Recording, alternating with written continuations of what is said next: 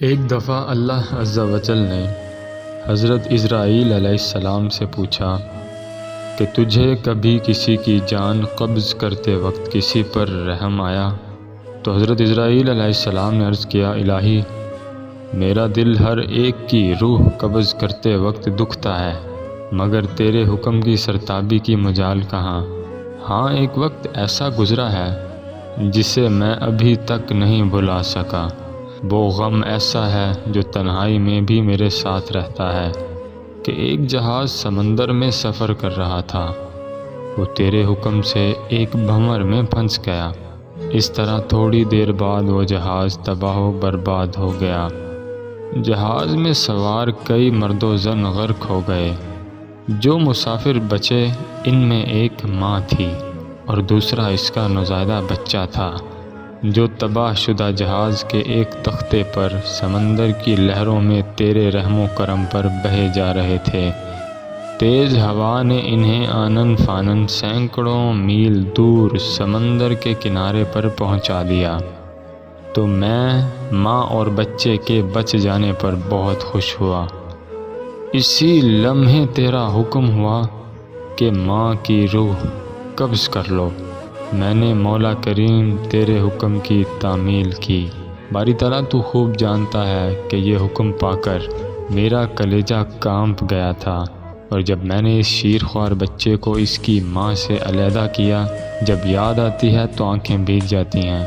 پھر حکم الہی ہوا، کیا تو جانتا ہے کہ اس بچے کی پرورش کیسے ہوئی؟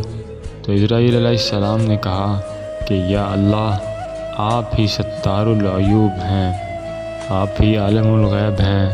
تو اللہ تعالیٰ نے فرمایا کہ ہم نے موج سمندر کو حکم دیا کہ اس لاوارث بچے کو اٹھا کر ساحل سمندر پر ڈال دے۔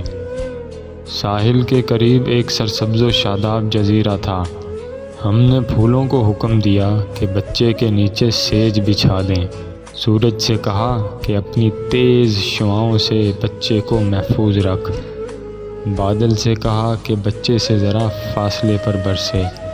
درختوں کی شاخیں خود جھک کر پھل اور ان کا رس اس کے منہ میں ڈال دیتی تھی۔ جزیرے میں ایک شیرنی کی ہم نے ڈیوٹی لگا دی، وہ روزانہ آ کر اسے دودھ پلا دیتی۔ شیرنی کے خوف سے کوئی جانور بچے کے پاس نہیں آ سکتا تھا۔ اس جزیرے میں ہم نے خوشنما اور حسین پرندے بھیجے جو ہر وقت چہچہاتے تاکہ بچے کا دل پریشان نہ ہو۔ ہوا کو حکم دیا کہ اس پر سے آہستہ آہستہ گزرے تاکہ اس بچے کو تکلیف نہ ہو۔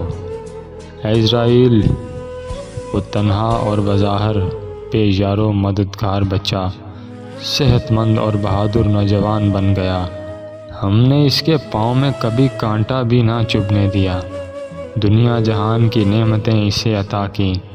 اب اے ملک الموت، کیا تو جانتا ہے کہ وہ بچہ کہاں ہے اور کیا کر رہا ہے؟ ایک بادشاہ ادھر شکار کھیلنے آ نکلا۔ وہ اسی خوبصورت صحت مند بچے کو دیکھ کر بہت خوش ہوا۔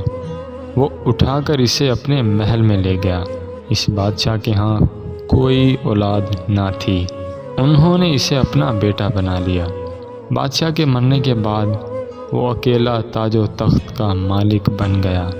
بادشاہ بننے کے بعد اس میں آہستہ آہستہ غرور آنے لگا، ہماری کی ہوئی سب مہربانیاں بھول گیا۔ اپنے غرور اور تکبر کی وجہ سے لوگوں پر ظلم کرنے لگا، اور غرور اس قدر بڑھ گیا اس کا کہ لوگوں کو خود کے آگے سجدہ کرنے کا کہنے لگا۔ ایسا سرکش نکلا کہ خود خدا بن بیٹھا، اپنے بت بنوا کر انہیں سجدہ کروانے لگا ہے۔ خاک کا فانی پتلا ہمارا شریک بن بیٹھا۔ آخر اس کی بہتری کے لیے ہم نے اپنے خلیل ابراہیم کو اس کے پاس بھیجا، اس ظالم نے ہمارے پیارے کو بھی آگ میں پھینک دیا۔